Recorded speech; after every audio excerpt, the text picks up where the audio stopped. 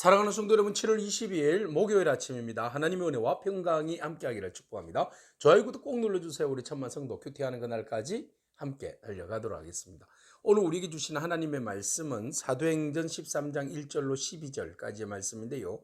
우리 2절과 3절의 말씀을 같이 읽도록 하겠습니다.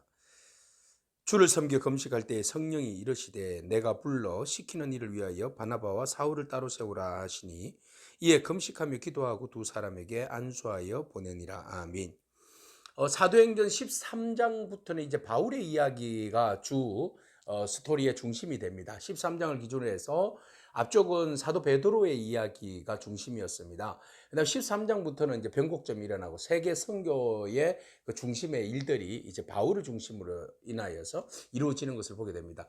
그래서 이제 앞쪽에서는 예루살렘 중심에서 교회가 그 복음의 전도의 그 센터로서의 역할을 감당했다면 이제 본격적으로 이 여기에 시리아 안디옥, 이제 안디옥에서 비로소 세계 선교의 중심 센터가 되어서 이쪽에서 이제 복음의 전도자들을 파송하고 또 구원의 역사들을 이루어가는 그런 이제 놀라운 일들이 일어나게 됩니다. 자, 본문의 내용은 그렇게 시작합니다. 5명의 그 선지자와 교사들이 있었는데 이 사람들의 이름은 바로 바나바와 그리고 니게르라 하는 이제 니게르 흑인이죠. 니게르라 하는 시몬, 그리고 구레네 사람 루기오, 분봉왕 헤롯의 젖동생 마나엔, 그리고 사울, 이렇게 함께 모여서 안디옥 교회에서 기도를 하고 있었습니다. 기도를 할 때 보통 이제 그들은 이제 금식하고 그 다음에 함께 찬미하며 기도하는데요. 대부분 이제 중요한 일들을 놓고 사실 금식하게 되는 것이죠. 그들이 아마 무엇 때문에 기도 제목이 있었는지는 모르겠지만 아마 선교를 위해서, 교회를 위하여서, 하나님 나라를 위하여서 함께 합심하여서 기도하지 않았나 그렇게 생각되십니다.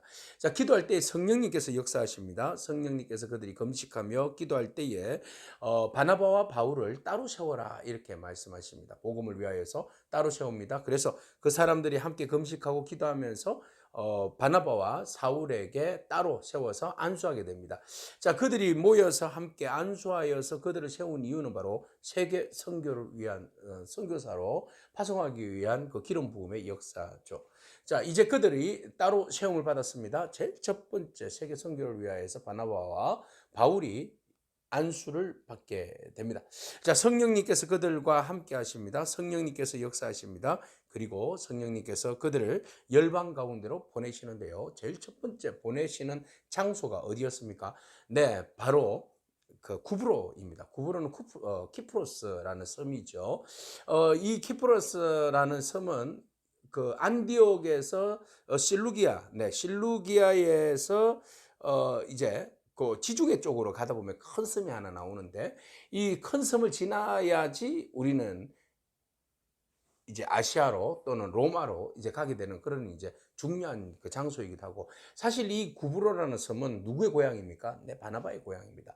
세계 선교의 처음 시작은 알도 못하는 그런 곳이 아니라 어느 지역적으로나 상황으로나 좀 익숙해져 있는 그런 곳으로부터 시작되었다는 겁니다. 성령님께서 역사하실 때도 억지로 함부로 억측으로 선교를 시키지 않는다는 것이죠. 그래서 전반적인 그 고향이니까 좀 많은 것들이 익숙해지지 않겠습니까? 익숙한 곳으로 바나바와 이제 바울을 보내게 됩니다. 자, 그들이 제일 첫 번째 구브로에 도착했었을 때에 도착한 곳은 바로 살람이었습니다. 살람인데 그곳에도 역시 회당이 있었습니다. 이미 유대교의 종교는 세계 열방 가운데 디아스포라를 두고 흩어져 있는 교회들이 세워져 있었죠. 여기에서 이제 교회라기보다는 회당이죠. 회당에는 유대인들이 중심으로 있었고 복음의 처음 시작, 이들이 처음으로 시작하는 그 선교의 사역에 있어서 첫 번째 전략적인 목적은 어딘가 하면 회당 중심이었습니다. 회당에 가면 유대인들이 몰려 있기 때문에 그들이 알지 못하는 예수, 하나님의 율법과 하나님의 말씀은 알고는 있는데 아직 말씀이 육신이 되어서 이 땅에 오셔서 십자가에 못 박혀 돌아가신 예수 그리스도의 부활의 권세와 능력, 하나님의 아들 되심, 우리의 구원자 되심, 여기에 대해서 잘 모르고 있는 사람들이 대반이기 때문에 가장 먼저 갔던 것은 회당이었습니다. 그래서 회당에 가서 복음을 전가하게 됩니다. 복음을 전가하고 이제 서쪽으로 쭉 나가면 아마도 이 그 키프로스 구브로 섬의 거의 중심이지 수도가 되지 않겠습니까? 이제 바보라는 곳으로 가게 됩니다. 자, 바보에 이르렀을 때에 그곳에 아주 그 점쟁이가 하나 있었는데 이름이 굉장히 유명한 사람이에요. 바예수라는 거짓 선지자죠. 네, 거짓 선지자고 유대인 거짓 선지자입니다. 또는 유대인 거짓 선지자로서 마술까지 합니다. 자, 율법에 의하면 그는 돌에 맞아 죽어야 할 그런 사람이죠. 마술사잖아요. 근데 이 마술 부리는 사람이 있었는데 그때 이 지역의 총독이 누군가 하면 서기오 바울입니다. 서기오 바울이 그곳에 있었고 복음 전도를 받아서 복음에 대하여서 굉장히 그 하나님의 그 말씀에 진리의 말씀에 관심을 가지게 되었습니다. 이 사람은 원래 지혜가 있는 사람이라고 합니다. 그래서 바나바와 그 바울을 불러다가 하나님의 말씀을 들었습니다. 듣고자 했죠. 근데 이 이야기를 이제 바예수가 듣고는 가서 방해를 합니다. 그 이야기 들으면 안 됩니다. 그러면 안 됩니다. 이렇게 이야기를 하게 되죠. 그래서 복음 전하는 일에 방해를 한다는 거죠. 자, 선교를 하다 보면 하나님께서 강력하게 역사해 주셔서 성령님께서 역사해 주셔서 복음의 문이 막 열려지는 곳이 있습니다. 그렇다면 사단도 역시 강력하게 역사하시는 거죠. 그래서 복음 전도의 사역지에는 항상 영적 전쟁이 살벌하게 드러나고 있다는 사실이 있죠. 그래서 이 영적 전쟁이 막 일어나고 있다는 사실을 알고 바울이 이제 이름이 사울에서 바울로 바뀌게 되죠. 자, 여기에서 이제 바울이라는 이름이 본격적으로 등장하게 되는데요. 9절에 바울이 성령이 충만합니다. 성령이 충만해. 자, 그런데 구분이 되어져요. 바울은 성령이 충만한데 바예수는 거짓과 악행이 충만합니다. 그러니까 거짓된 사람은 악행과 그 거짓으로 충만하고 그리고 마귀에게 속해 있어요. 마귀의 자식이에요. 의와 원수된 자예요. 그죠? 의의 원수. 네, 바른 길을 굳게 하는 자. 그치게 하는 자. 뭐 이런 이제 역할을 감당하는 것이 바예수예요. 그래서 복음의 전도의 주님의 나라의 사역에 걷고 발목 잡고 반대하는 세력들이 있는데 이들이 바로 이제 마귀에 속해 있는 자죠. 악령이 충만한 사람입니다. 근데 바울이 이제 복음에 충만하니까 복음에 충만한 자와 악령에 충만한 자들의 그 충돌이 일어난 거죠. 이 영적 전쟁입니다. 영적 전쟁이 이제 선교지 구브로 섬에서 막 일어났어요. 그러자 하나님께서 성령의 강력한 기름 부으심을 통하여서 바울을 통하여서 바예수에게 이런 이야기를 하게 됩니다. 주의 손이 내 위에 있으니 네가 맹인이 될 것이다. 얼마 동안이 네가 맹인이 될 것이다. 보지 못할 것이다. 그랬어요.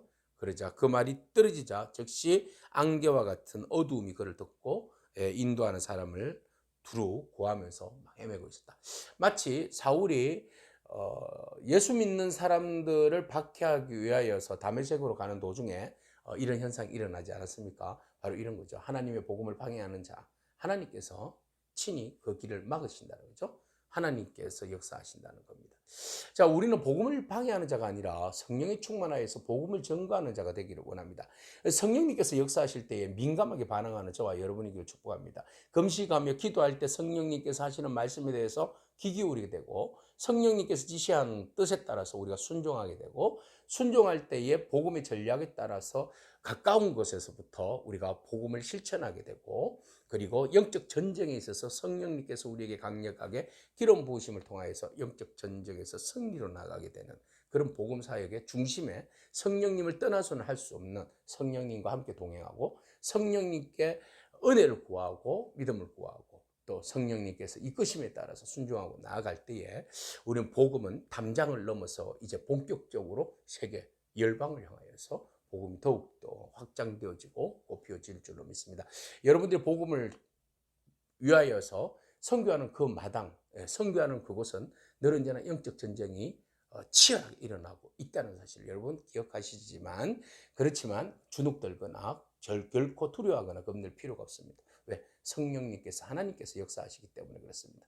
하나님의 영이 우리 안에 강력하면 사단의 권세가 아무리 강하다 할지라도 하나님의 영이 그들을 제압할 줄로 믿습니다. 영적 전쟁에서 그리스도의 군사로 담대히 나아가는 그러므로 그리스도의 계절과 하나님의 나라를 확장해 나가는 그런 저와 여러분이기를 축복합니다. 아멘. 기도하겠습니다. 주님 감사합니다.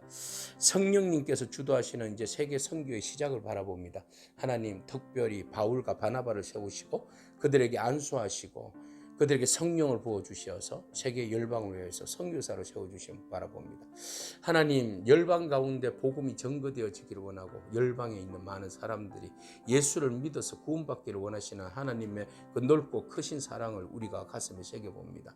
하나님, 오늘도 한 영혼이라도 구원받기를 원하시는 하나님 마음을 우리가 가슴에 새기고 또 우리가 열방을 품고 기도함으로 성령님께 순종함으로 담대함으로 나아가서 복음을 전파할 수 있는 그런 저희들이 될 수 있도록 축복하여 주옵소서. 예수님에게 하신 이름으로 기도합니다. 아멘. 오늘도 믿음으로 승리하기를 축복합니다. 아멘.